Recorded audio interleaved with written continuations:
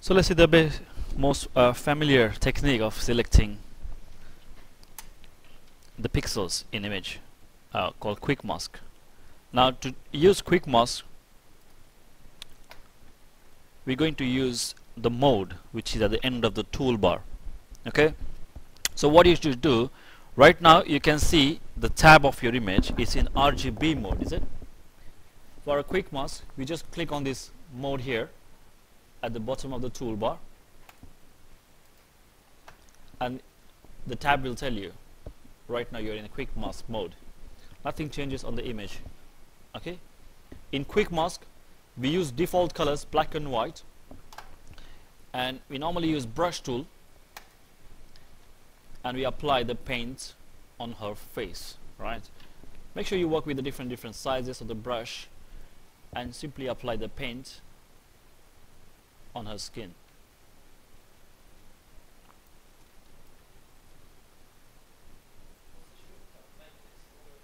There's a keyboard brackets, curly brackets. So the opening curly bracket is for decreasing the brush size, closing curly bracket for increasing the brush size, and with the shift, if you use the same keys, they change the hardness of your brush. Okay, so use these options, and I might not spend too much time because I'm demonstration, but later on you can spend good time on it. So I'm just making sure if a bit of color goes here and there, we can obviously use erasers and white color to remove it. So I'm going to simply apply a mask.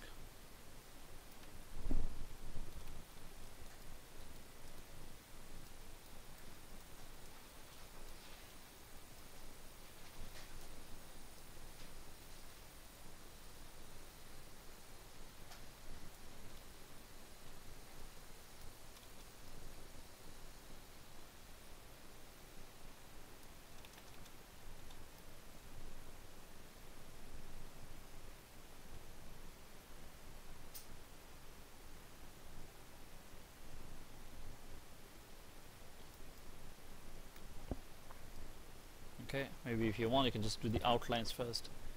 It's up to your skills how you want to do it.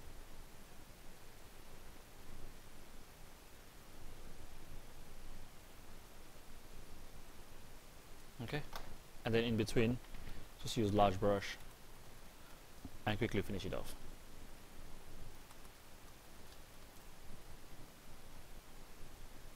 If you think you have gone out of it, swap your colors, make foreground color white, and apply the same brush outside the red color, so you can erase the excessive color, because otherwise that will be the part of your skin as well, which we don't want. So use black color to paint and white color to erase your selections. Even if it is not precise, is fair enough, because only that part of the skin won't be that smooth, but it's fine. You can use healing brush and give a bit of touches. To swap your foreground and background colors, the shortcut is X. Please look at the observation first.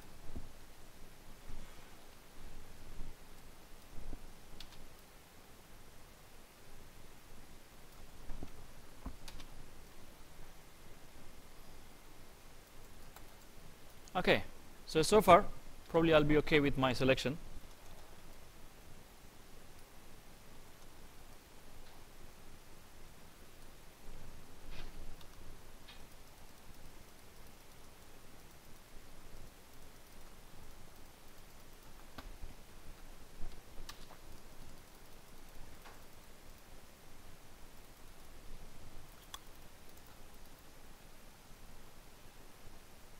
Right, so we finished the paint on her face, which is on the skin layer, or which is actually painting on her face skin, right? If I'll click on the quick mask mode again, it actually goes into the inverse mode of the selection. So when we go from quick mask to RGB, the last stage you do is you simply go to select, do the inverse, and now you can see the face mask is actually selecting the face.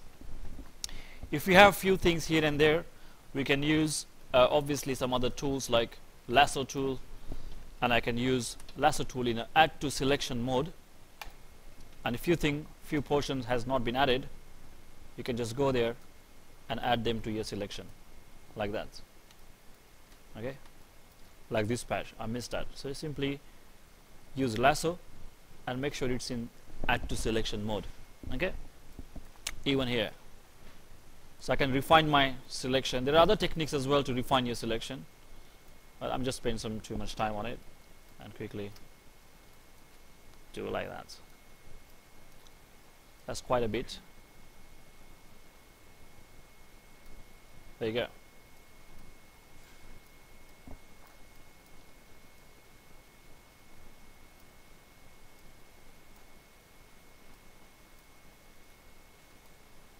That's fair enough. Right, now once we have this selection ready, which is on the skin layer, we simply do the copy and paste. Don't get scared, but that's what you get. Easy busy. Okay, a face mask extracted by using selection tools. Now this is the real skin, which is from her face. Okay, now this skin we can use a filter to make it be blurred. Blur will help it to make it a bit smoother. For that, I'm just going to zoom on it so you can see a bit. I can see a couple of things has not been done well, but it's fine. Now for this, we go to the filter menu, and there is a blur filter. We can use either surface blur or Gaussian blur. Gaussian is normally works quite nice, so I can use that. It shows you the preview, and as much as radius you can apply, you can create a face mask like that. That's our original skin.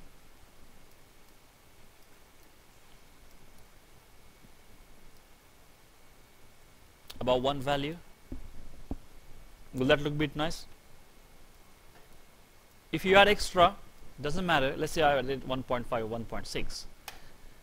Now that's my patch. If I turn on my skin layer, do you see the difference? Now that's without patch. This is the original skin. That's photoshopped skin. And now if you think that's too visible and you can spot that it's Photoshop, then for this layer 1, which is your mask, reduce the opacity a bit so it nicely merges with the layer underneath. Do you see that? So play around with your opacity values, about 60-70%. You can name it as a face mask layer, and that's the difference. That's your natural skin, that's Photoshop.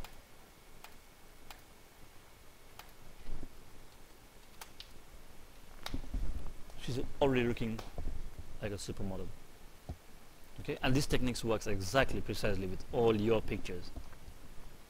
Okay, now I can continue with this as well, and if you want, even after this you want to give a bit of more touches, we can go back to healing and add a bit of subtle touches of healing brush to it. Okay, so there's all possibilities we can play around with this file. I'm going to show you one more thing. Now here,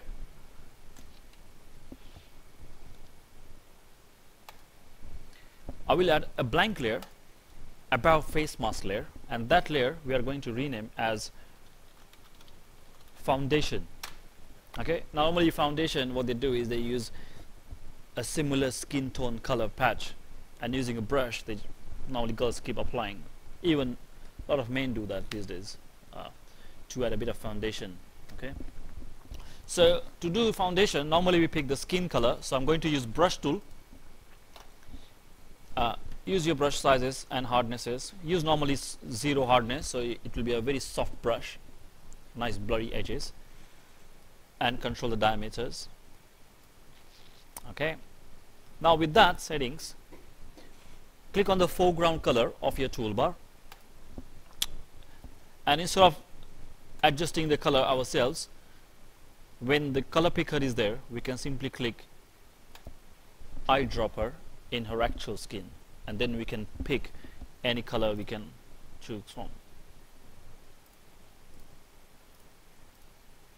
Okay, so if you think that's a new color which is going to be her skin foundation color, say okay, we are on the new blank layer, so even if the foundation goes wrong, it's fair enough.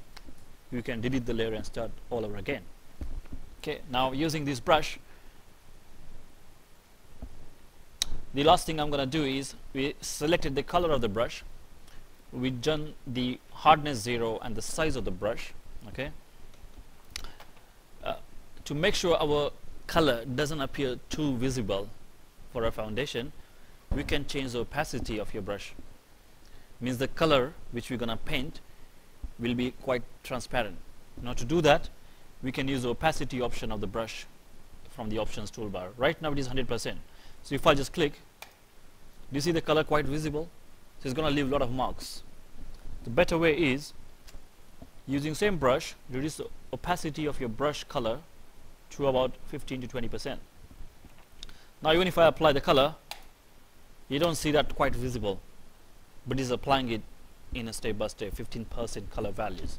So I can simply go all over face and just apply the color, just like you see a lot of girls in underground station keep applying paint on their face. Yeah, there you go.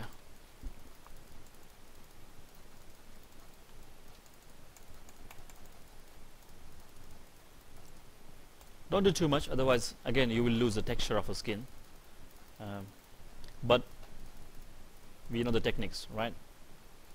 If it's too much, you can see the foundation now. Do you see? Girls, that's what you do. In reality, you apply chemical on your face. Terrible. Fair enough, I'm not scaring you. But if you think that's too visible again, simply go to the opacity of the foundation layer. Reduce opacity, so you see the foundation as well. I'm merging between one or two layers, so it gives subtle effect. That's without foundation. That's with foundation. So wherever there is a bit of glossy patches on the skin, oiliness or camera flash, you can play around with those artifacts using foundation techniques. To finish it off, we've done the face mask so that we got a smooth skin. We have done the foundation. Okay, last but not the least, I'm going back to the skin layer. Okay, because on the skin layer we actually have her detailed face, because at this level now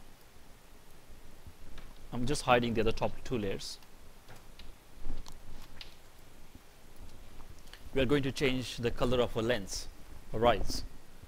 Now it's just beautiful thing for us, but as a designer it is nothing but selecting her color lens and using hue saturation to change the color. It's pretty simple. Okay, now which is the tool you can select for this technique to select her two eyes?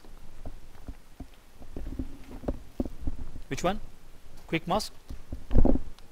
Yeah, you can do a quick mask as well, but you have to make sure for this technique we have to select her both retinas, or her both eyes together. Okay, by using add to selection. If you just do one eye, change the lens color, you're not gonna match the values accurately for the other eye. So it's ideal to select first eye with the new selection, and then for the second use add to selection. So you'll have both selections at the same time and then go and change the color. Alright, so I will quickly select. I'm going to use elliptical marquee because they are quite elliptical shapes, so even elliptical marquee will do the quick result. But you can use same technique of quick mask where you can paint using the brush tool. Okay, I'll simply go in my file, and here using elliptical marquee tool, new selection, I will select the first eye. Using add to selection, I can add extra bit of information.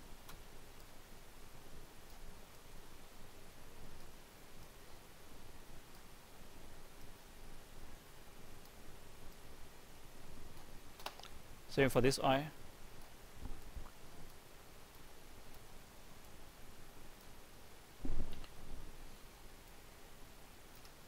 If you don't want to go and click this add and subtract, if you press Alt key, your cursor goes to subtract.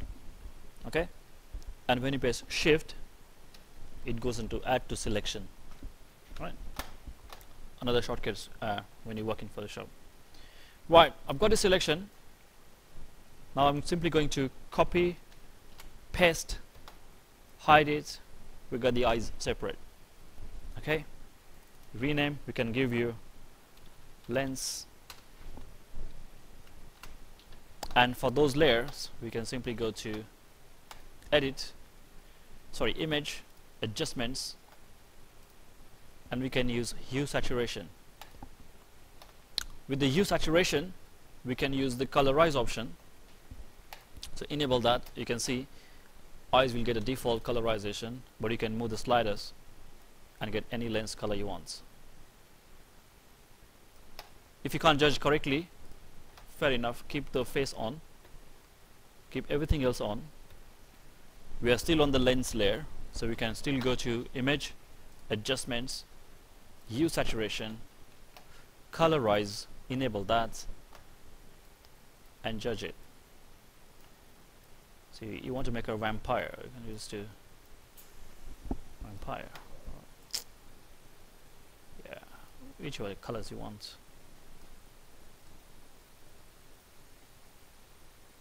There you go. Isn't she pretty now? There you go. Whatever you want through Photoshop. Let me stop the demonstration.